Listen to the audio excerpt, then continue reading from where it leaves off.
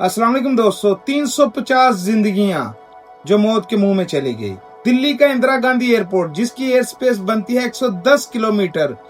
19 नवंबर 1996 की बात है कि दो प्लेन आपस में टकरा जाते हैं, जबकि इन प्लेनों में 1000 फीट का फासला होना चाहिए था। उस वक्त क्या हुआ और कौन सी ऐसी गलती रूनुमा हुई जिससे ये दो प्लेन टकरा गए। इंदिरा गांधी एयरपोर्ट पर दोपहर की शिफ्ट खत्म हो रही थी और काम पर आते हैं वीके दत्ता, जो एयर कंट्रोलर हैं, जिन्होंने 5 फ्लाइटों को देखना होता है कि उनकी मूवमेंट क्या है और उन्हें पायलट को अपडेट करना पड़ता है। 19 नवंबर 1996 तक जो टेक्नोलॉजी थी वो जाहिर सी बात है वो ओल्ड थी और उसमें कुछ नई टेक्नोलॉजी भी इंक्लूड हो रही थी जो सुस्त रवि का शिकार थी।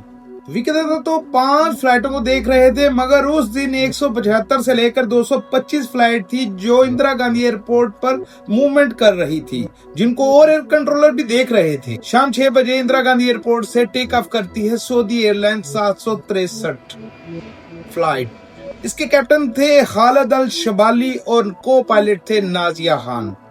इस प्लेन में अमले समेत 289 अमले समेत लोग सवार थे जो दिल्ली से सऊदी अरब के लिए रवाना हो रहे थे अपनी अपनी मुलाजमतों के सिलसिले। फ्लाइट 763 को कहा जाता है कि आपने 14,000 फीट पर जाकर स्टेबल हो जाना है। आप 14,000 फीट के लिए चढ़ाई करें। अब मशरिक की जानिब से आ रही होती है कजाक एयरलाइन 1907 फ्लाइट, जो लैंडिंग के लिए एयर कंट्रोलर वीके दत्ता से राब्ता करती है। कजाक एयरलाइन को बताया जाता है कि आपने 15,000 फीट की बुलंदी पर रहना है और इधर सऊदी एयरलाइन जो थी वो 14,000 फीट की चढ़ाई चढ़ रही थी, जबकि वीके दत्ता ने उनसे कंफर्म भी किया कि आप 14,000 फीट की बुलंदी पर चढ़ रहे हैं और उन्होंने कंफर्म भी किया।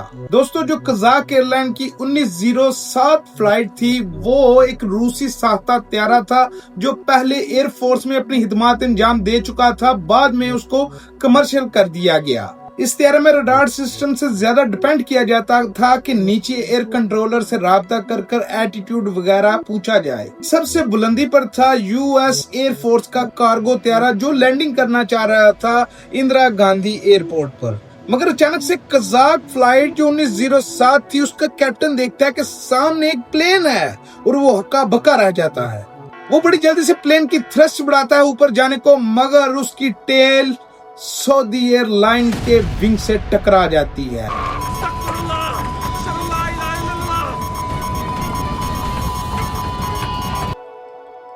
कुल मिला के दोस्तों, इन दोनों प्लेनों के कैप्टनों को पता ही नहीं लगा कि उनके साथ क्या हुआ है। यूएस एयरफोर्स का कार्गो त्यारा जो सबसे ऊपर था, उनके कैप्टन थे टिम प्ले, जो खिड़की से देखते हैं कि अचानक एक्सप्लोजन होता है और एक्सप्लोजन के बाद सारे बादल नारंगी हो जाते हैं। कैप्टन टिम प्ले सोचता है कि शायद मिसाइल हमला हो गया है और वो प्लेन की थ्रस्ट बढ़ा के प्लेन को ऊंचाई की जानिब चढ़ाने लगता है। नीचे एयर कंट्रोलर वीके दत्ता को भी ये कंफर्म कर देता है कि मैंने आसमान पर एक एक्सप्लोजन देखा। उसके बाद सारे बादल लाल रंग के धुएं से भर चुके थे। इतने में वीके दत्ता देखता है कि कजाक एयरलाइन और सऊदी एयरलाइन जो रडार से गायब हो चुकी हैं, वो रडार को रीस्वीप करता है, मगर फिर भी वो दोनों एयरलाइन नजर नहीं आती और वीके दत्ता जम सा जाता है। वीके दत्ता भी बैठा ही होता कि कैप्टन टिम प्ले जो रेडियो पर मैसेज देता है कि मैंने जमीन पर 2 जगह आग लगी हुई देखी है। वीके दत्ता जो फ्लाइट 1815 को पूछता है, आप इस बात पर कंफर्म हैं? और यूएस कैप्टन टिम प्ले कहता है, मैं कंफर्म हूँ। वीके दत्ता सर्च रेस्क्यू इदारों को फटाक से इतला करता है, जिनको इतला मिलती है 49 किलोमीटर दूर चरखी दादरी का एक मुकाम है जिस कस्बे में ये प्लेन का मलबा मिला है, और वहां से ही कुछ गांव वालों ने ये भी इतला दे दी कि हमने एक प्लेन देखा, उसका इंजन टूटा हुआ था और वो रूल करता हुआ आकर जमीन पर गिरा।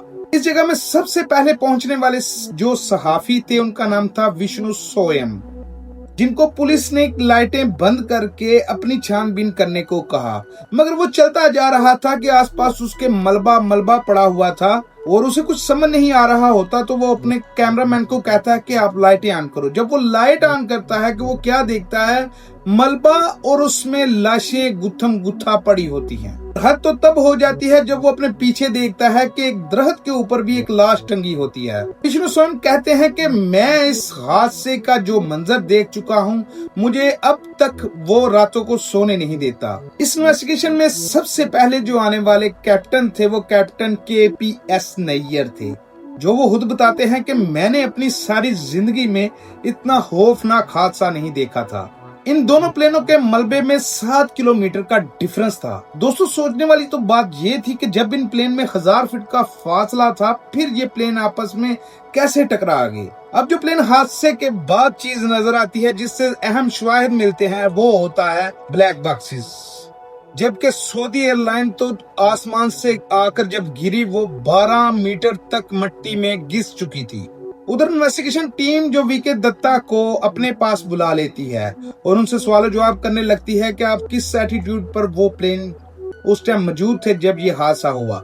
VK दत्ता असल में मसला ये था कि वो बहुत ही ओल्ड टेक्नोलॉजी थी, जैसे कि VK दत्ता रडार से देखकर वो किस एटीट्यूड पर है एक स्लिप पर लिखता था। स्लिप पर लिखने के बाद उस पायलट को आगाह करता था कि आप इस एटीट्यूड पर हैं, और इसी तरह से VK दत्ता ने जवाब भी दिए अपने, जबकि VK दत्ता को सवाल जवाब के बाद भेज दिया गया और खुदाई का काम भी चल रहा था। बाद में ये हुआ कि पहले ही दिन दोनों के ब्लैक बॉक्सेस मिल गए, मगर ब्लैक बॉक्सेस को अभी एनालाइज करने में कुछ हफ्ते लगने थे।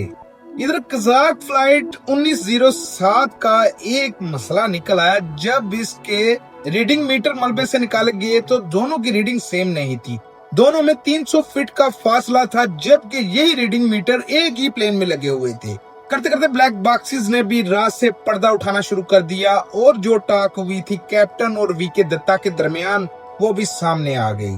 VK दत्ता और सऊदी एयरलाइन का जो तालमेल था वो सही लगा इन्वेस्टिगेशन ऑफिसरों को, मगर कजाक फ्लाइट 1907 जिसके कैप्टन भी बात करते हुए इंग्लिश बोलते हुए अड़ अड़ कर बोल रहे थे और उसका पूरा अमला और कैप्टन यही लग रहा था कि ये लैंग्वेज बैरियर की वजह से कुछ उलझे हुए हैं कि कजाक फ्लाइट 1907 को 15,000 फीट पर होना चाहिए था और सऊदी एयरलाइन 763 को 14,000 फीट पर होना चाहिए था। और होता क्या है कि उस टाइम जो एटीट्यूड कजाक एयरलाइन का था वो 14,100 फीट था और सऊदी एयरलाइन जो थी वो 14,000 फीट पर थी।